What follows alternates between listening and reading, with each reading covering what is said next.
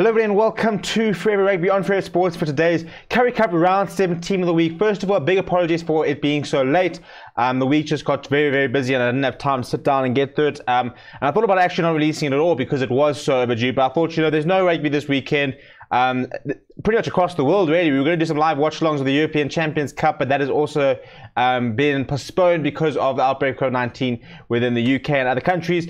I thought I would go do the team of the week, especially because there were some big performances from the likes of the Pumas who got off their season, finished their season with a very big victory, and a lot of players who deserve a lot of recognition. So it's just an analysis of some of the best players, standout players from the weekend, and very big performances from players who kind of got under the radar. And sometimes you sometimes get prejudiced being at a smaller team where you don't get as much recognition, and sometimes you can stand out because you're the best of a bad bunch, but sometimes you can be playing very well, but because the people around you aren't really holding their own, you kind of sort of sink or sail by the people around you. So before you actually look at the team, please do subscribe to the channel, bottom right hand corner there, smash a like on the video as well. Lots of content coming up. No watch alongs this weekend, as I said, there's no rugby, but next weekend we'll be doing both Currie Cup semi-finals. We will be doing live watch alongs, previews and everything like that during the week. And obviously the final coming up, we've got a big an outgoing tour for the Proteas against Pakistan coming up. We're doing live watch-alongs in that tour as well. So lots of really cool content. So make sure you keep it locked on Forever Sports. But in terms of the team of the week, that's how we line up. And you'll see there quite a few Cheetahs players, a lot of Pumas players, a couple of Greek players, and just one Bulls player. So if we look at the front row, it was quite difficult to choose the front row, because there were some big performances in both games in both sides, and I thought that Bowen Fenter always plays very well. So does Conrad van Vuuren.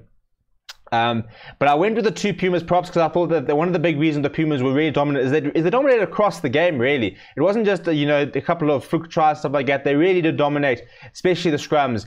And so Morgan Nordia and Ignatius Prinsloo get the nod. I did go with Marnus van der Merwe from the Chiefs, the hooker. Was decent couple games from Alandre van Rooyen as well, but the reason I went against I went against Simon Vestra and didn't make it entire Pumas front row was just he missed 3 tackles and only made 4, so it wasn't a great tackle percentage. But apart from that, a very impressive performance from the Pumas front row. In terms of the locks, also quite difficult to choose. Some big performance from a lot of players, but I went with Peter van Jansen from Vuuren and Carl Wegner, who, more importantly, are the two captains of the side, and they really have stood up and led their teams very well this season. Especially Peter van Jansen from Vuuren, who's had a very difficult season, had a lot to do trying to guide a very young and very inexperienced Puma side, and he was just brilliant again over the weekend. He always is a very good example. Same as Carl Wegner. Peter Jansen from Vuuren amassed 6 tackles. Carl Wegner made just the 2, but was quite good in terms of carrying the ball up. So it's a big performance. I thought Reniel Hugo was in with a shout as well. Was also quite good on the defense. He made 8 tackles, but I just went a lot. As I said, I did factor in the sort of captaincy aspect and how they've been leading their side. The loose trio was very difficult to pick. There were some very big performances, and I think somebody like Stefan Willemse could have been within a shout. If you look at for the Bulls, I thought. It was difficult really to come sort of with your best sort of the best loose trio, because there were so many big performances. I thought George Cornier was pretty good for the Cheetahs, and I did something which I don't like doing, and that's pretty much playing 2 6s in the same side. So it's more just sort of the standout sort of the best 2 flankers, I suppose, instead of maybe the best sort of 6 and 7. And Andy Sensila was characteristically very busy, as was Jean Rudolph. But I went with Gideon van der Merwe. He's definitely going to get a move away, in my opinion, from the Greek, because he was once again huge. A top tier tackling of 12 tackles. He didn't miss 1 tackle, made 6 turnovers, carried the ball up 6 twice. He's just a huge figure in the Greek side. He's a hard worker. He's very dangerous to the brain down. And I also went with Daniel Martins, and it was very difficult to choose between him and Pumzile Makondana, who made 12 tackles.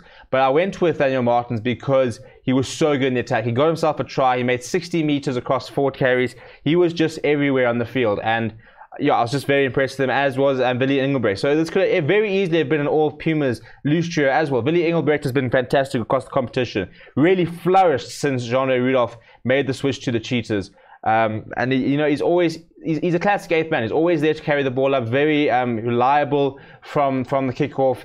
and put his hand up a lot once again this weekend. It wouldn't also surprise me if he will be on the way soon. We will be doing a video on 5 players that we think could make a move to a Rainbow Cup side, previously the Super Rugby sides. In terms of the 9-10 combination, I went with Zach Berger, once again leading the Greek quiz very, very well. I wouldn't be surprised if he gets snapped up and goes somewhere. You know, he's just Mr. Reliable. Every week in, week out, he's putting in some very solid performance. Ginter's Mats was decent. Ivan van Zyl was a bit quiet. So as was Tian Meyer, and then Devin Williams, and somebody I've been very critical of over the past couple of weeks was Sublime in the number 10 jersey. Finally sort of showed that he could play number 10. He had some very good line breaks, his kicking was a lot better, and it does help that Ginter Mats was there to play and actually kick for goal, because that is a bit of an issue with Devin Williams, but he was a much more composed performance from him, and it was very impressive. Luther Obi was a workhorse. He always is. He can never get him out of the game, even if he's getting not a lot of service. You know, 7 tackles, he looks for work. Etienne Talliot also did a lot. They both got tries, so it wasn't much to sort of separate them, but I went with Luther Obi. I just thought that, you know, he worked so hard, and he sort of finally got a sort of just reward for what he's been doing over the length of the season. But the centre pairing, I went Frans Steyn and Dries Swanepoel. Frans Steyn kicked beautifully as always. I'd really like to see him make a switch to one of the sides for the Rainbow Cup, because I just think it'll be so frustrating to have somebody of Frans Steyn's caliber and quality playing in a bit of a nothing tournament, you know, somewhere like Russia or the States or wherever Cheetahs choose to go. But 17 points by himself, there's no ways you could have left him out. And for outside centre, look, Harlan Claassen was a bit quiet. So I went with Dries Swanepoel. He made a total of, he made just 2 tackles, but was quite good in defence. He made 3 carries, a very winning ball carrier, quite a lot of energy in the midfield, and there wasn't a lot to pick up in terms of the outside centres. Marnus Borghiet had a bit of a quiet game for Bulls, as did Alana Visachi. In terms of the inside centre, I thought Ali Mgajima was actually very impressive as well, but you couldn't really leave out Frans Steyn. And then Duncan Saul was the other winging for the Cheetahs. Pretty much based on his first half performance alone, he was just absolutely everywhere. He carried the ball a lot. He was always making ground no matter what. I mean, he's quite a small character, but he always manages to make meters when he does run. So he's a bit of a live one. And there's quite a lot of depth in the Cheetahs side, because I thought Rainer Smith, who was quite good for the past 2 weeks, he got dropped in place with Duncan Saul, who also stepped up. And then Clinton Swart, who made the switch to fly half in the second half, was the only sort of positive in a losing performance. He did show his versatility and his ability to play in multiple positions. You know, in a struggling Bull side, he helped the Bulls sort of take control a bit in the second half, and the Bulls did have the opportunity to try and come back. And a lot of what that was sort of a very sort of calm hair. When Morningstar went over, he made the switch, and he was very, very adept at doing it. So that's how we've gone 1, 2 to 15 for our team of the week. Let me know what you think in the comments below. Smash like on the video. Do subscribe to the channel. Let me know what you think. Any players that I missed or any players you think should be included. We'll be back with a lot more content coming next week as we build up to playoff rugby, the end of the Pumas, Greek Quiz, and Cheetahs campaigns. Western Province, Sharks, Bulls, and Lions. Still so much to play for. Thank you very much for watching. My name is Steven, and I'll chat to you soon.